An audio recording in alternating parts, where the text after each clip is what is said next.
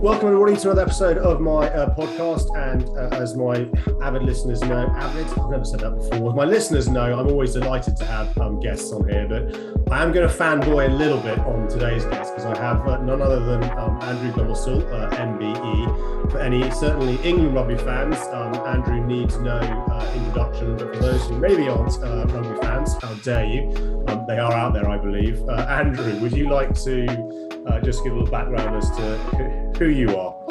Yes, well, some of my very good friends in business, even after a year of my retirement, said you're a long time forgotten very quickly. Can't remember who you are. What did you do? So yeah, that humour carries with you. You have to remind people, yes, I was a big deal back in the day, and tell my children that I used to play because they look at me now and go, nah, there's no chance you played. Yes, Andy Gomarsall. A lucky little chap that was at university and got offered a contract to play professional rugby, which wasn't exactly professional back in the day. So still had the old amateur ethos. But yeah, I played 16 years for a number of clubs, 7 in fact, hold the Premiership record, which I'm not exactly proud of, and I don't know why I'm telling you that. And yeah, 2003 we won the World Cup, which fundamentally changed our lives. And now I'm in business with N2S and a new rebrand to Bioscope. So yeah, that's my new world, business, and trying to play the game. Play the game. Let's get the how many cliche acronyms can we get in during the podcast? I mean, that's a very modest kind of introduction to you. I remember that morning very, very well. 2003, that final moment when Johnny's drop goal went over, and then all hell broke loose. And I was living in London at the time. I think the country went absolutely bonkers. So, what a time to be alive, and what a time to witness some absolute greatness. And it is an absolute pleasure to have you on this podcast. So, we're going to talk about something a little bit not different today, but I think coming at sales from a different angle. So, I met Andy at an event last week before last. Where Andy posed a very interesting question around ESG and the environment and sustainability. Having you spoke at obviously you spoke at COP26. People don't necessarily know that.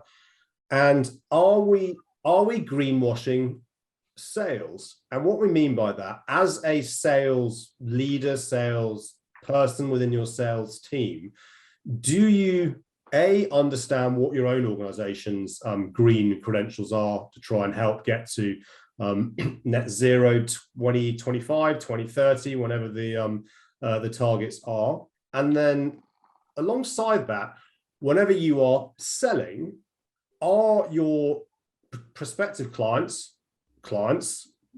asking you about your green credentials, and or are you volunteering your green credentials, and or are they asking you about your product or service, and how does that potentially impact the entire supply chain, really, in terms of green credentials? And you had a really interesting debate around this. So it's like, if you don't know why your own business is net zero, you have no real justification, and then from your view, really kind of pushing your products or services without having that kind of background knowledge. So debate. Andy, let's just unpack this a little bit further and let's get your views, because this is obviously very much your world. So why are you passionate about this? Crikey, I think I've alluded to it, changing the game. In my world today, the system is broken and the process is flawed if you are to adopt a net zero pathway. So changing the game is an imperative, and it's an acceleration. It's how quickly can we do this? And I've posted quite a lot about this next decade, and my world is unverified. Over 60% of the equipment that gets recycled has not been proved, so there's no data on it. So it's a real challenge, and whatever business you're in and you're talking to customers, and from a sales point of view, you kind of got to forgive yourself that unfortunately until there is a unification of how we assess one another and how we assess ourselves, and the government's come up with a system and a metric that is verified by the world. Unfortunately, we're all greenwashing, and so that's the challenge. But you have to forgive yourself, and the supply chain that I've been involved in, you know, I'm saying we're changing the game, and we're in terms of the A to Z of the portfolio, I'm at B, but I'm at B further away from anyone else. So I'm saying I'm still doing a bit of the old system, but I am transforming to the new system. Unfortunately, in today's market, nobody is changing the system, and that's the challenge and difficulty. So I can feel a bit of guilt of greenwashing, but I know I'm on a pathway to championing a system that is circular. Yeah, because the world at the moment is 9% circular. That's coming from the Ellen MacArthur Foundation. If you don't know what that is, it's all about circular economy. 65% of the carbon emissions in the world goes into making products that we buy every single day, and so it's quite an opportunity. And so I'm sort of on this journey, but I'm quite open about it. Yep, we're all greenwashing until that system changes and that verification comes in. And so with that in mind, and if we kind of not park, because it's kind of really important that the verification kind of comes in. And I know that, you know, some of my friends who work for the large auditing companies, they're starting to look at how you can create an assurance around your kind of green credentials, but it's not easy, right? Because there is no kind of set standard. Even auditing around the world doesn't necessarily have set standards depending on what country you are and what kind of tax regime that you work in, and accounting regimes and so on. So if I just then reflect on the poll, the bloody polls on LinkedIn, as in the questions, not the country, I dare say the nationality. I posed the question around, are sellers across all industry, are you asked about kind of ESG and credentials in terms of what you're selling? I had a couple of hundred votes on it, and the votes closed. And I think it was roughly 75% said no, 25% said yes. I had a look through those votes, and what was interesting, the ones that said yes, primarily from a real estate background, which kind of logic makes sense, because that's obviously a big part of all of this, and all people that were selling ESG related products or services. So again, logic kind of dictates that would make sense. The vast majority that said no were what I would describe as your more traditional sales, tech, SaaS type of approach, where, dare I say it, it's a numbers game. It's just get the emails out there, get the calls out there, get the products and service sold. A little bit of over-promising and under-delivering on some of this stuff, but absolutely it wasn't on the radar. And the sales groups I'm in and part of, it's certainly not part of the conversation at the moment. The conversation is more around, how do I get data about people that I want to sell stuff to, and how do I do it more quickly and more effectively? So where do we need to start on this? Is it we just need to volunteer the education to the buyers? Do we need to educate ourselves internally? Do sales leaders need to take ownership of this? Does the CEO need to take ownership of this? Where I feel in my mind, I know where one needs to start, but it'd be interesting in terms of your take, and the fact that you manage a sales team, as you manage and run a sales function as well within your own business. I'm not sure I manage. I try and lead. I try and lead as best I can. It's very topical, this right now, because I don't think there's one answer to this. And is sustainability, ESG, running through the course of the veins of your business? That is the question you need to ask. The company is fine if it's not 100%. There are some real leaders out there. There are some companies that have been doing it for decades. So there's a real disparity there in terms of the answer. You have to find out, and you have to assess for your own self as an employee of that company. And then it begs the question about education. Go find it yourself, because we're lucky to be born in a generation where we have the internet and we can go and find out anything. YouTube, Google, you can go and find out and be educated and become a subject matter expert in scope 1, 2, 3 emissions, greenhouse gas protocol. You can go and find this out. Now that might sound really boring, but when you start to look into it, it gets very, very interesting, and you can start to pin that on some of the beliefs and values you have for our planet and the reality of what is occurring every second that we inhabit this planet. So I think educate yourself. The management, the leaders need to educate, but nobody at the moment feels like they're extensively baselining their company right now. And that is the full scope 3 emissions. Scope 1 and 2 is mandatory for the big companies. Yeah. So you can start to look at the ambitions and targets the company has made. But when you start to look at scope 3 emissions, it's, I posted earlier today about this, is there can be some avoidance of looking into your supply chain. And that might be tactical or that might be ignorant. Mm-hmm. But the problem of that is how do we get to a true net zero? And if we are going to be true net zero, and these are the experts that have been doing this a lot longer than I are saying, that we need to make scope 3 mandatory, which that means from a sales point of view, we're all in it together. Yeah. And that's what's exciting for me, because that changes the narrative in that you can be really genuinely transparent and honest about where you are at, because everyone is guilty today. Yeah. There are no innocent parties in this. So let's just drop all of that now. And can we have an honest, transparent, and this is what we're trying to do.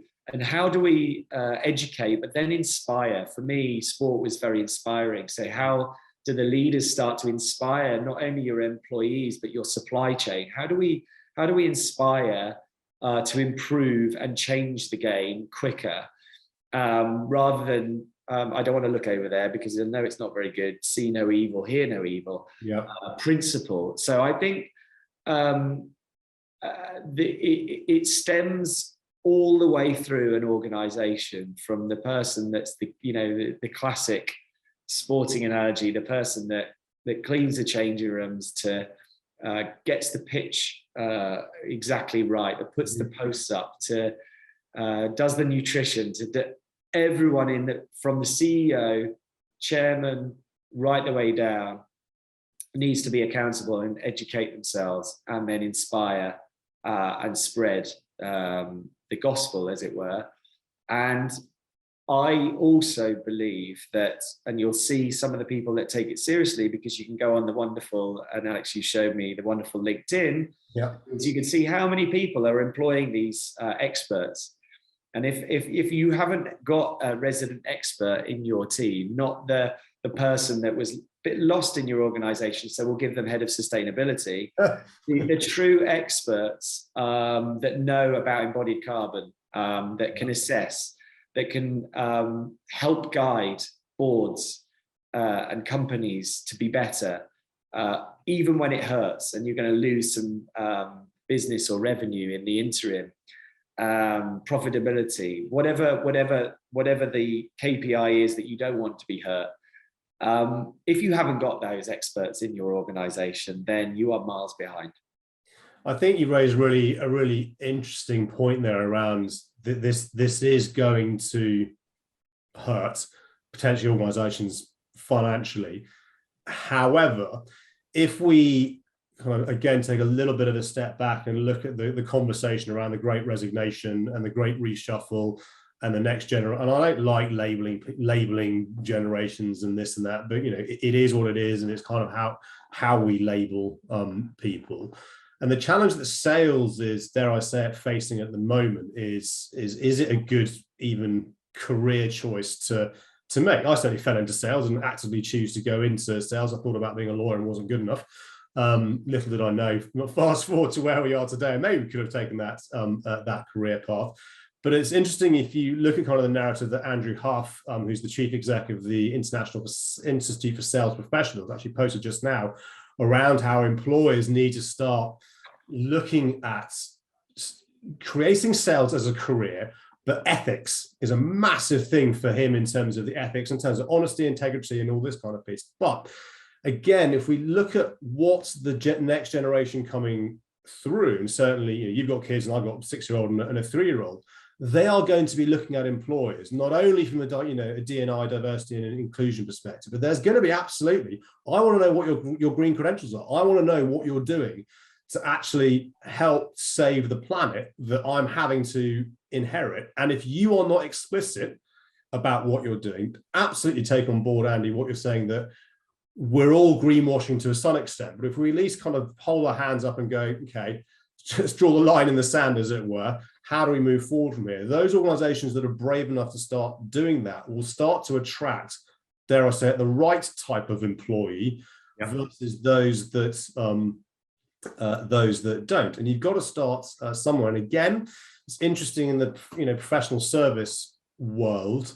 Privately, I'm having partners at large organizations kind of saying to me, they're having this kind of suggested very heavily to them that also we shouldn't be working with organizations that don't adhere to these values, because from a brand perspective, if we are seen to be augmenting what they're doing and supporting what they're doing by the type of advice that we provide, that is not a good thing. And again, some law firms talking about this, they recognize this, but they recognize it's tricky if you work for some of the biggest coal mining companies in the world that generate huge amounts of revenue and income.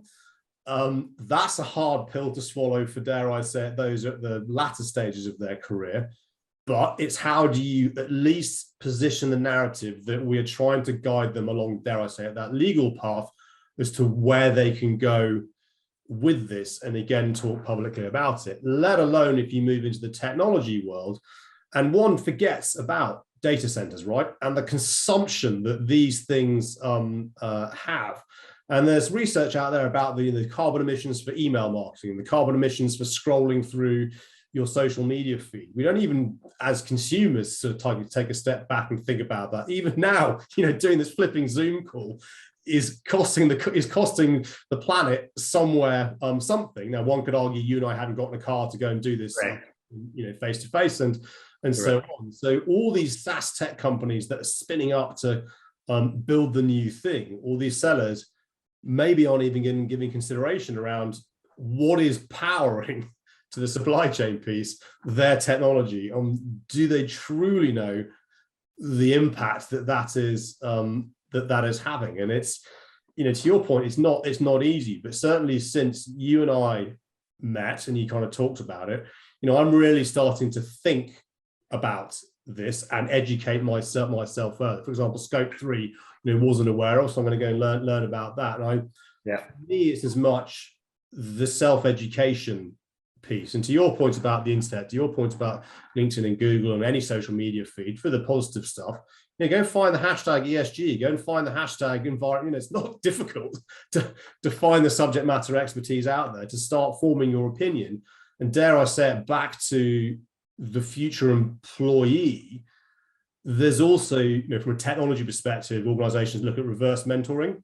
So a junior person in the team will work with a senior person. The senior person will help with creative elements and that kind of things, whereas the junior person will help them understand the internet or technology or how to push buttons.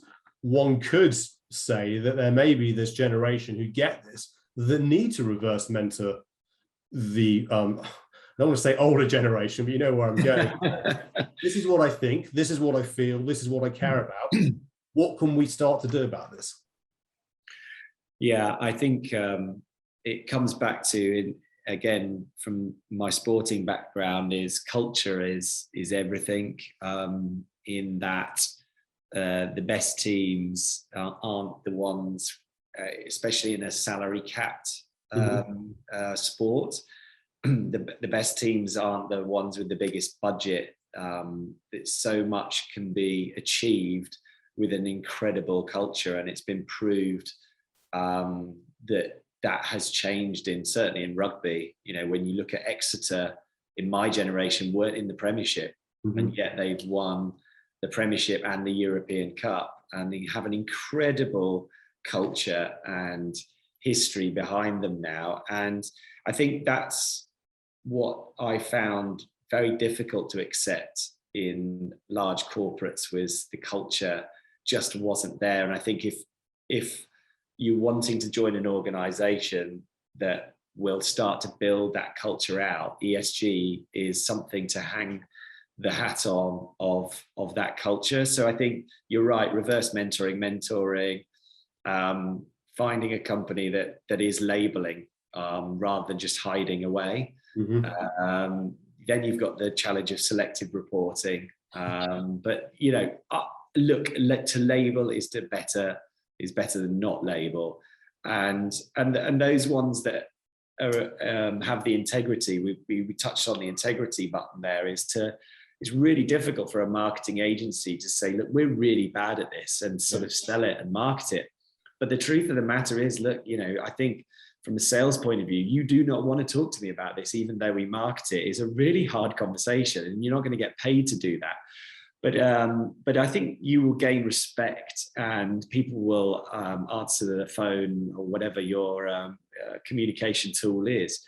They will want to speak to you because they have trust in you. And I think in sport, trust is everything. If you don't trust your teammate in a team of 15, then there are going to be gaps and weaknesses, and you're not going to win. So I think trust and the culture is everything. And when you start to learn about ESG and what good your company's doing, because some of the companies don't actually share it and show it. So you've got the one marketeers that are marketing, you know, falsely, and leading you away from a detrimental element to their business, oil and gas, versus the ones that just need to really pick up the phone or have a few Zoom calls with the good that's happening in an organization and start to market it, because people will buy off you because of that nature. And there's some great statistics around from a tech point of view in the tech sector of how profitability and growth has been achieved by pushing the ESG button, specifically for me in the environmental. It's being proved, and there might be a slight lag, but for the sustainability of your business, it's everything. So why are you dwelling on any sort of decision, or why are you stalling? Get on with it. I think you raised a really interesting point. And as you were kind of talking there, I kind of reflect back on the data center side of things, because this is the way the world is going.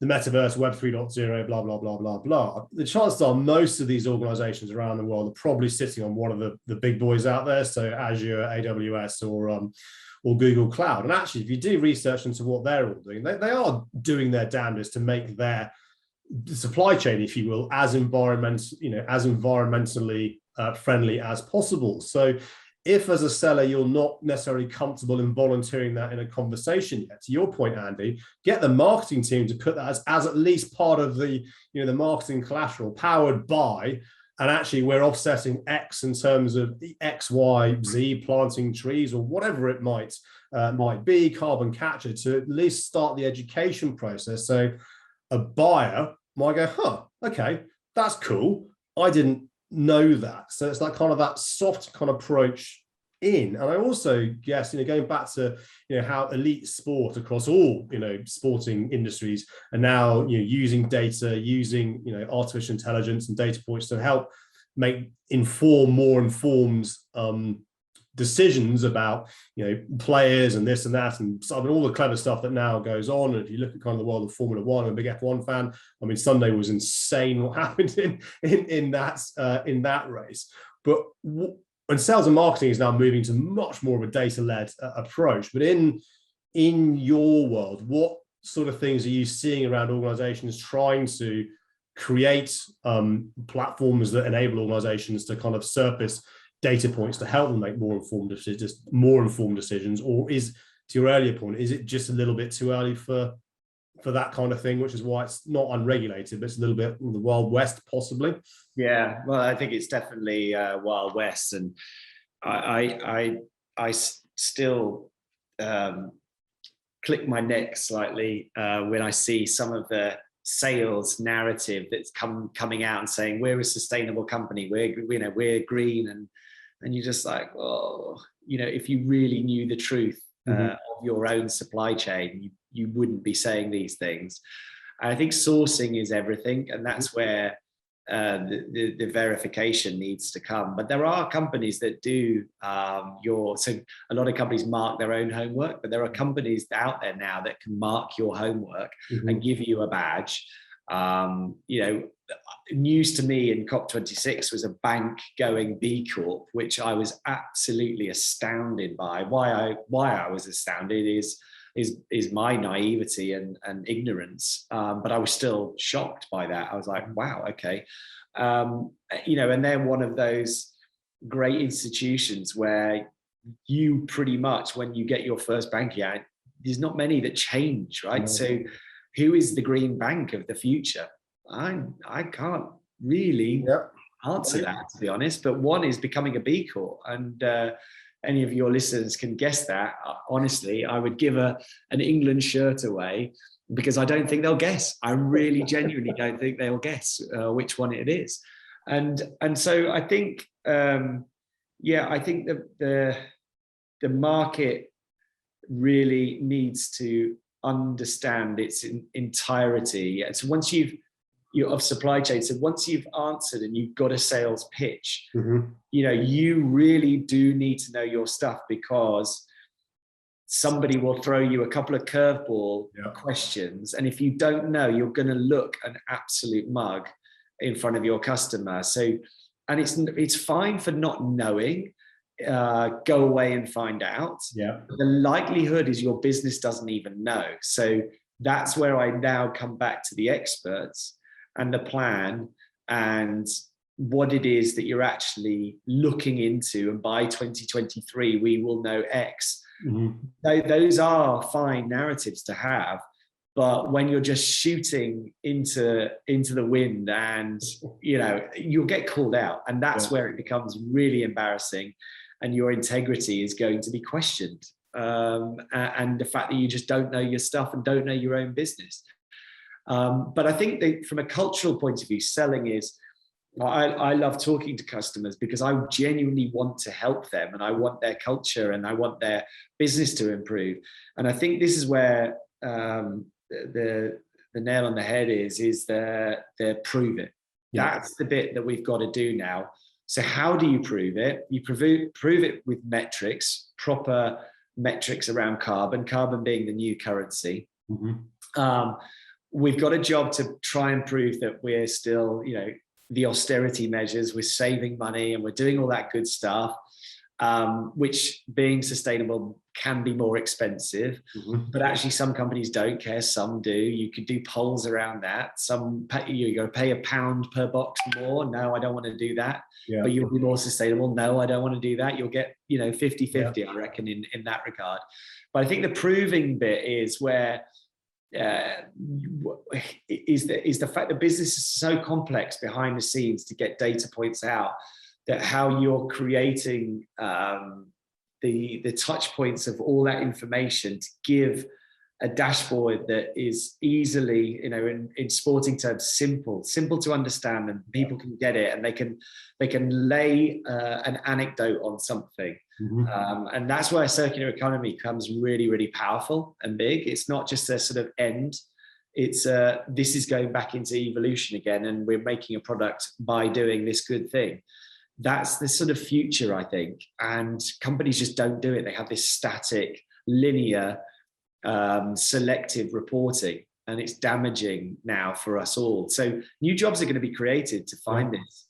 And then it's understanding, working with the other supply chain. That's what I'm really fascinated and excited about, is working with the customers' suppliers, you all coming together. We're all in the same boat. We're all each other's scope 3 emissions. And therefore we've got to do better, and we've got to collaborate, which we've been in a business where you're just siloed mentality of selling what I've sold and what I'm paid to do. You've got to have more strings to your bow all of a sudden, and more connection points in that supply chain that you can get to that customer at the right time. So not the heavy selling when they don't want to be sold to. It's delivering that proposition and solution at the right time. It's kicking that drop goal to win the game at the right time, which happened to be the last minute of extra time. That's it.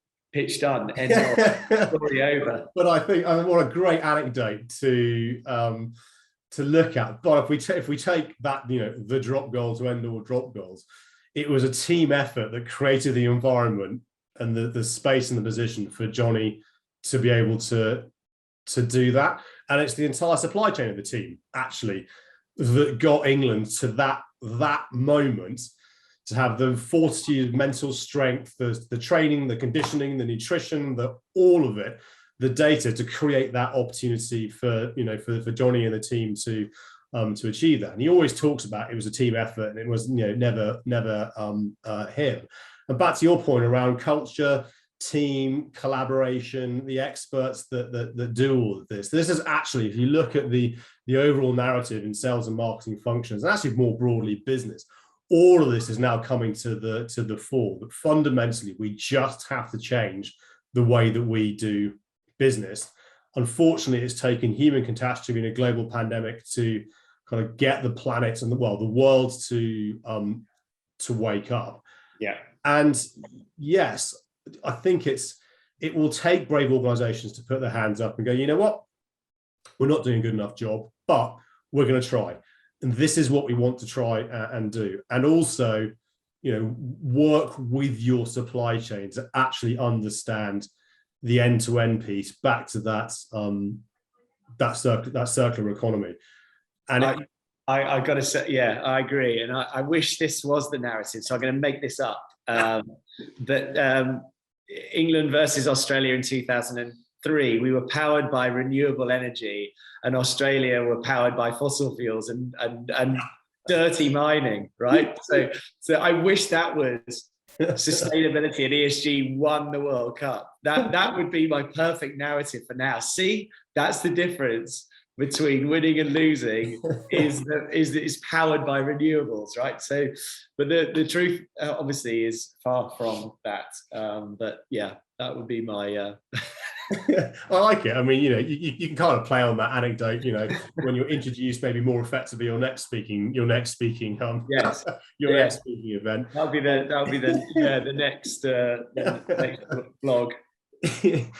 Andy, it's been an absolute pleasure talking to you. I feel we could talk about this for ages, and more importantly, this conversation needs to continue. And this is why I wanted to get you on this podcast. You've got a platform, you've got a voice to leverage that, to get that out into my community. If people want to learn more about what you're doing with NS2 and New Scope, which is the rebrand, and how that might be able to support what they're doing in their world, where's the best place for them to kind of find you and make contact, as it were? I think LinkedIn. I mean, it's such a great place to share, and it's, for me, I want to educate. I want to call it out, say how it is. I mean, I posted a picture of Dad and I at Twickenham, and on the changing room walls is everyone's name that's ever played for their country. And it was amazing to have a picture with my dad next to it. And it got like 50,000 views. I posted that children had more lead in their bloodstream because of poor refining of precious metals through circuit boards and technology. And it got 100 views. You know what I mean? It's like people don't really want to, but genuinely on LinkedIn, my profile, I want to share everything and educate so that then, if you are somebody that's following me, you can go back into your organization and articulate a challenge. Yeah. If you can help your own organization, help them save carbon and create a better and greener solution for, because that's part of the problem is you're selling to a procurement that isn't ready and a supply chain that is trying their hardest, but it's just not there yet. So it's a really hard thing to kind of proposition and sell. And but being honest and having integrity, that's what I want to give people, is that education of what the reality is.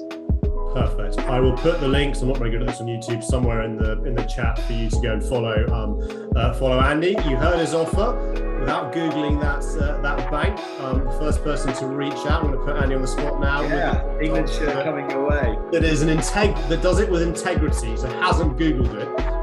There's potentially England shirt flying your way. But Andy, an absolute pleasure. Thank you so much for being on here. I've really enjoyed this. Thanks, Alex. Likewise, if you want to be on the podcast, you know what to do. Reach out to me. If there are people that you want to get on the podcast, same rules apply. Find me all over the internet, over social media, wherever you are in the world. Stay safe, stay well, and I'll see you next time.